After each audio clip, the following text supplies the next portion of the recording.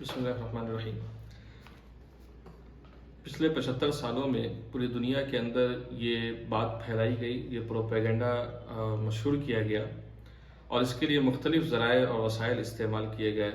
खा वो मीडिया हो, पॉलिटिक्स हो, एकेडमिक लाइन हो। हर तरीके से दुनिया को ये बावर कराने की कोशिश की गई कि फ़िलिस्तीन पर सिर्फ इसराइलियों और यहूदियों का ही हक़ है, इसके अलावा वहाँ पे किसी को भी रहने का, किसी को भी जीने का हक़ नहीं है। और ग्रेटर इसराइल के नाम से एक तख़य्युल दुनिया के सामने पेश किया गया और अपने यहूदियों के दरमियान भी जो इसके सरबराह हैं उन लोगों ने पेश किया कि यही हमारा मकसद है और जब तक ये मकसद हासिल नहीं होगा हमारे आगे के जो तरीक़े हैं, आगे के जो रास्ते हैं दुनिया पर हुकूमत करने के या दज्जाल के आने के, वो पूरे नहीं होंगे। और इन सारे प्रोपेगेंडे या झूठ का एक लाजमी नतीजा ये हुआ कि गैरों में एक बड़ी तादाद ऐसी हुई जो इस बात की कायल है कि फ़िलिस्तीन इसराइल का हक़ है और यहूदियों का हक़ है, लिहाजा उसको फ़िलिस्तीन दे देना चाहिए। और अफसोस की बात यह भी है कि हमारे अंदर में भी बहुत से लोग ऐसे हैं जो ये कहते हैं कि फ़िलिस्तीन इसराइल को दे देना चाहिए क्योंकि वो उसका हक़ है। और लिहाजा हम इस मौजू पे इसलिए हमने ये मौजू चुना है और इस मौजू पर हम ये वीडियो बना रहे हैं। हम कोशिश करेंगे कि इस बात की सच्चाई को 3 तरीके से समझने की कोशिश करें। सबसे पहले तारीख़ी तौर पे, हिस्टोरिकल जो है इसमें कितनी सच्चाई है, और दूसरा जो तरीका होगा या दूसरा जो तरीका होगा सीखने देखने का इस बात की सच्चाई को, वो होगा कि दीनी तरीके से, मजहबी तरीके से भी क्या इसमें सच्चाई है या कितनी सच्चाई है और कितना अफसाना है। और आखिर में हम लॉजिकल भी जाने की कोशिश करेंगे और हम उसका भी जायज़ा लेते हुए फिर एक खुलासे के तौर पर नंबरवार इसको हम पेश करेंगे। तो हो सकता है कि ये वीडियो 3 किस्तों में आए चूँकि मौजू तवील है और अलग अलग टॉपिक के एतबार से। मेरी आपसे यही गुजारिश है कि आप ज़रूर इस वीडियो को देखिए अगर आपको इस मौजू से इंटरेस्ट है, और अगर आपको ये वीडियो या ये बातें मुफीद और मालूमात अफ़ज़ा मालूम हो तो दूसरों के साथ शेयर कीजिए ताकि ये हकीकत दूर तक पहुँचे, ज़्यादा से ज़्यादा लोगों तक पहुँचे और आप भी इन चीज़ों को इस्तेमाल करके अपने दायरे में इसको फैला सकते हैं। तो तारीख़ी तौर पे हम पहले शुरू करते हैं। तारीख़ी तौर पे जो हमें जो सबूत मिलता है फ़िलिस्तीन के अंदर, वो सबसे पहले 3000 कबल मसीह का मिलता है, जहाँ जब कनानी यहाँ रहते थे। सबसे पहले कनानी जो लोग हैं, कबीला एक नाम है जिसका कनानी, और बाद में जाकर वो अपनी कौम बन गई। तो ये कनानी लोग वहाँ पे सबसे पहले आबाद हुए 3000 कबल मसीह में। उसके बाद फ़ैनकी के नाम से एक दूसरी कौम या दूसरा कबीला वहाँ पे आबाद हुआ जो तकरीबन 2500 कबल मसीह का वाक़या है। और उसके बाद एक और कौम जो मुख्तलिफ जज़ीरतुल अरब के मुख्तलिफ कबाइल से निकल कर हिजरत करके उस जगह पे आई थी जो अभी गज़ा पट्टी का इलाका है। उस जगह पर उन लोगों ने अपने खेमे डाले और क़याम किया, और इन पूरी कौम को जो है फ़िलिस्तीन, यानी तो के साथ नहीं बल्कि ते के साथ फ़िलिस्तीन कहा जाता था। और कनानी को जब पता चला कि वहाँ पे एक बड़ी तादाद में लोग आकर आबाद हो गए हैं तो उन्होंने उन लोगों को फ़िलिस्तीन कहकर पुकारना शुरू किया, जो बाद में जाकर उस पूरे इलाके को फ़िलिस्तीन कहा जाने लगा। तो तारीख़ी तौर पर जो सबसे पहले हमें सबूत मिलता है वो ये 3 कौमें थीं जो फ़िलिस्तीन के अंदर आबाद हुई थी। एक कनानी जो 3000 कबल मसीह में है, एक फ़ैनकी जो 2500 कबल मसीह में है, और उसके बाद ये फ़िलिस्तीनी कौम ये जो तकरीबन 2000 से 2000 के करीब आबाद हुए थे, जाकर 2000 कबल मसीह के करीब। इस दरमियान में इब्राहीम अलैहिस्सलाम का भी वाक़या पेश आता है। इब्राहीम अलैहिस्सलाम जब अपने इलाके से हिजरत करके वहाँ से निकलते हैं अपने घर वालों को, अपनी कौम को अलविदा कह के, तो वो जाते हुए मिस्र से जाते हुए वो फ़िलिस्तीन में उनका क़याम होता है और फ़िलिस्तीन में यहाँ रुकते हैं, यहाँ पे उनका क़याम होता है। फिर वो यहाँ से हिजरत करके मिस्र चले जाते हैं। तो इससे मालूम हुआ कि इब्राहीम अलैहिस्सलाम का बाकायदा कोई फ़िलिस्तीन में क़याम का इरादा उस वक्त नहीं था। जब मिस्र चले जाते हैं वहाँ पे जाके हज़रत लूत अलैहिस्सलाम के साथ इब्राहीम अलैहिस्सलाम रहते हैं। आपस में कुछ, चूँकि इन लोगों का बिजनेस वहाँ पर बढ़ जाता है और वहाँ पर जब कुछ ऐसी बातें पेश आती हैं तो उन लोग दोनों नबियों ने ये फैसला किया होता है कि हमें ایک جگہ پہ بیٹھ کے رہنے کے بجائے الگ الگ علاقوں میں بڑھ جانا چاہیے، تاکہ ہم دین کا جو کام ہے وہ کر سکیں اور دعوت زیادہ سے زیادہ لوگوں تک پہنچا سکیں۔ لہٰذا لوط علیہ السلام اردن کی طرف نکل جاتے ہیں اور ابراہیم علیہ السلام واپس فلسطین آ جاتے ہیں، اور نابلس کا جو ابھی علاقہ ہے جو ویسٹ بینک کے اندر پڑتا ہے، اس سے قریب ہے، وہاں پہ ان کا قیام ہوتا ہے ابراہیم علیہ السلام کا، اور وہیں پہ ان کی وفات بھی ہوتی ہے۔ ان کے بعد جو ہے ان کی جو اہلیہ محترمہ ہوتی ہے سارہ علیہ السلام، ان کا بھی انتقال وہیں پہ ہوتا ہے، وہیں پہ ان کی تدفین بھی عمل میں ہوتی ہے، اور ان کی جو فیملی ہے اسحاق علیہ السلام، وہیں پہ انہوں نے قیام بھی کر لیا ہوتا ہے۔ پھر یعقوب علیہ السلام جو اسحاق علیہ السلام کے بیٹے ہوتے ہیں، یعقوب علیہ السلام، ان کا واقعہ اور حضرت یوسف علیہ السلام کا واقعہ مشہور ہے۔ یوسف علیہ السلام کو مصر میں حکومت مل جاتی ہے، پھر وہ اپنے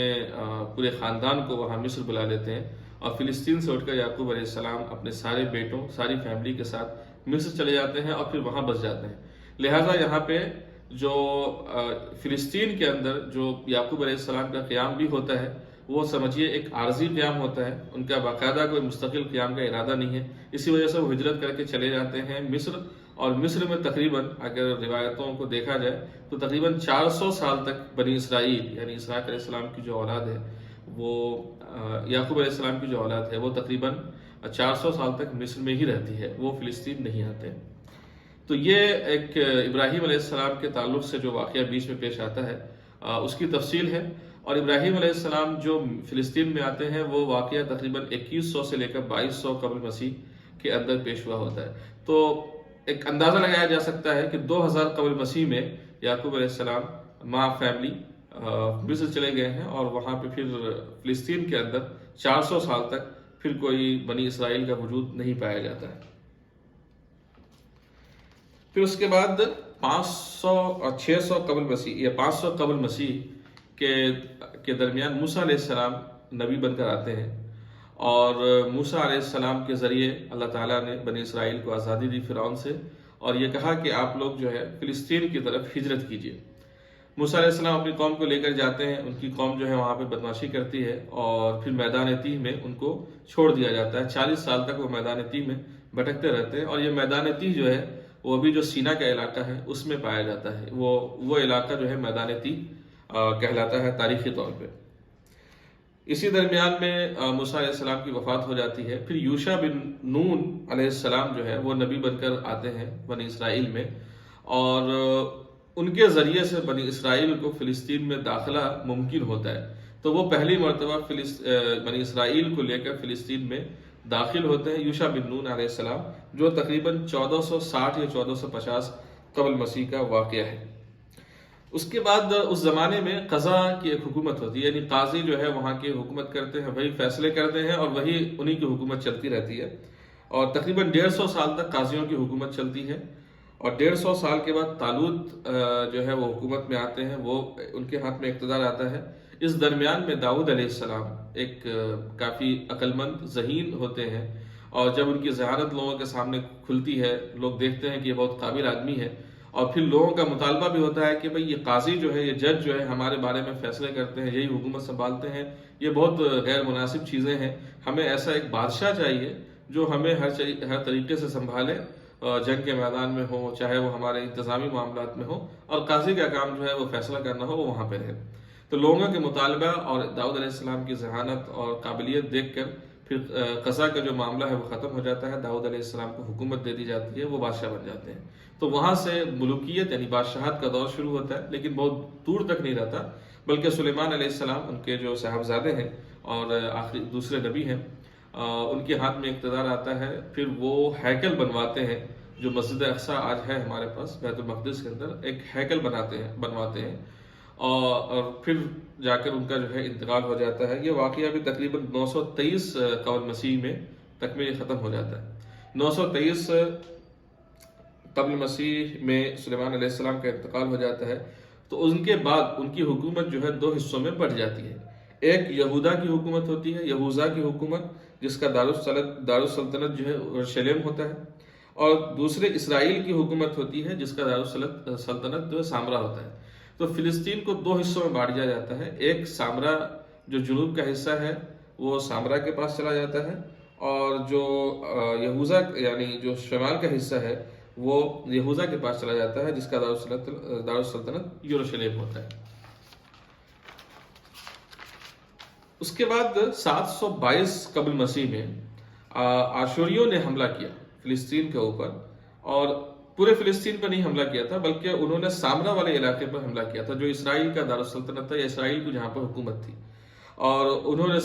آشوریوں نے تقریباً وہاں پہ یہودیوں کو بری طرح سے قتل کیا، ان کے خلاف جنگ کری، اور جو یہودی بچ گئے جنگ میں ان سب کو وہ غلام بنا کر عراق کی طرف لے گیا۔ اور کلدانی حکومت نے 586 قبل مسیح میں یہوذا کی مملکت پہ حملہ کیا جو یروشلم والا تھا، اور یہاں پر بھی مارنے کے بعد جو قیدی بچے یہودی بچے اس کو لے کر وہ بابل کی طرف چلا گیا۔ جب یہودی یہاں پہنچے تو کلدانی حکومت سے چونکہ ان کی دشمنی ہو گئی تھی، انہوں نے ان کی حکومت برباد کر دیا تھا، تو کلدانی حکومت کے خلاف ان لوگوں نے بغاوت کری اور فارسی حکومت کا سپورٹ کرتے ہوئے کلدانی کے خلاف حملہ کروا دیا، اور 540 قبل مسیح میں انہوں نے کلدانی حکومت کو تہس نہس کروا دیا، اور جو اس وقت کا فارسی کا بادشاہ تھا قادش ثانی، اس کا ساتھ دیا، اور اس کے سپورٹ میں آ کر ان لوگوں کو پھر سے ہدایت مل گئی فلسطین میں آباد ہونے کی۔ لیکن فلسطین میں حکومت جو ہے وہ پارسیوں کی تھی، اس فارسی بادشاہ کی تھی، اور یہودی ان کی حکومت کے تحت فلسطین کے اندر رہ رہے تھے۔ پھر کچھ ہی سالوں کے بعد سکندر نے حملہ کیا اور فارسیوں کو وہاں پر شکست دی، یہودیوں کو مجبوراً سکندر کے کنٹرول میں رہنا پڑا، سکندر کے اقتدار تھا وہاں پہ، اور لیکن سکندر کے مرنے کے بعد ہی آپسی اختلافات شروع ہو گئے، جنگیں اور جھڑپیں شروع ہو گئی، اور اس کا فائدہ اٹھا کر یونانیوں نے بھی اثرات اپنے پھیلانے شروع کر دیے، تو بہت سارے یہودیوں نے یونانی مذہب جو بت پرستی پر مبنی تھا اس کو قبول کر لیا، اور جو بچ گئے اس ظلم و ستم سے جو بچ گئے تھے وہ مصر کی طرف بھاگ گئے۔ اخیر میں رومیوں نے فلسطین کو حملہ کیا، اور تقریباً یہ واقعہ جو ہے وہ 135 سے 75 قبل مسیح کے درمیان کا ہے کہ رومیوں نے فلسطین پہ حملہ کیا، جو بھی وہاں پہ یہودی بچے ہوئے تھے ان کو بے دردی سے مارا، پورے شہر قدس کو، یروشلم کو برباد کر دیا، ہیکل سلیمانی کو مکمل طور پہ ختم کر دیا، اور اس کی جگہ پہ، یروشلم کی جگہ پہ ایک نیا شہر ایلیا کے نام سے قائم کیا، اور یہ رومیوں نے تقریباً ایک یہودی کو فلسطین کی سرزمین سے نکال پھینکا۔ تو یہ واقعہ جو پیش آیا ہے وہ 135 سے لے کر 70 قبل مسیح کے درمیان میں پیش آیا ہے، اور اس کے بعد سے لے کر 1948 تک یہودیوں کا کوئی بھی قیام، کوئی بھی آبادی یا کوئی بھی حکومت فلسطین کے اندر آباد نہیں ہوئی، قائم نہیں ہو سکی۔ تقریباً 2000 سال تک فلسطینیوں کی جو ہے آبادی یا حکومت فلسطین کے اندر، یا یہودیوں کی آبادی یا حکومت فلسطین کے اندر قائم نہیں ہو سکی۔ پہلی بار 1948 میں جب برطانیہ نے یہودیوں کی اس بات کی اجازت دی تھی، 2000 سال بعد وہ یہاں پر آباد ہونا شروع ہو گئے تھے۔ تو یہ اختصاراً جو ہے تاریخی واقعہ ہے، ایک سرسری جائزہ ہے فلسطین کی تاریخ پہ، جس سے ہمیں جو چیز سمجھ میں آتی ہے وہ یہ ہے کہ فلسطین پہ جو سب سے پہلے آباد ہونے والی قوم ہے وہ کنعانی لوگ ہیں، اس کے بعد جو ہے وہ فینیقی لوگ ہیں، اس کے بعد جو ہے وہ فلسطینی لوگ ہیں۔ یہ یہودیوں کو جو وہاں پہ یوشع بن نون علیہ السلام کے ذریعے یا موسیٰ علیہ السلام کے ذریعے وہاں پہ داخل کیا گیا تھا اللہ تعالیٰ کے حکم سے، وہ ایک دینی موضوع ہے جس کو ہم اگلے ویڈیو میں بحث کریں گے، اور اس کی سچائی دیکھیں گے کہ اس کا کیا مطلب تھا، اور کیا یہ اس بات کی طرف اشارہ ہے کہ اللہ تعالیٰ کی طرف سے فلسطین کی سرزمین بنی اسرائیل کو دے دی گئی، اور کس کنڈیشن میں دی گئی۔ اس کے بارے میں انشاءاللہ ہم اگلی ویڈیو میں بات کریں گے۔ السلام علیکم۔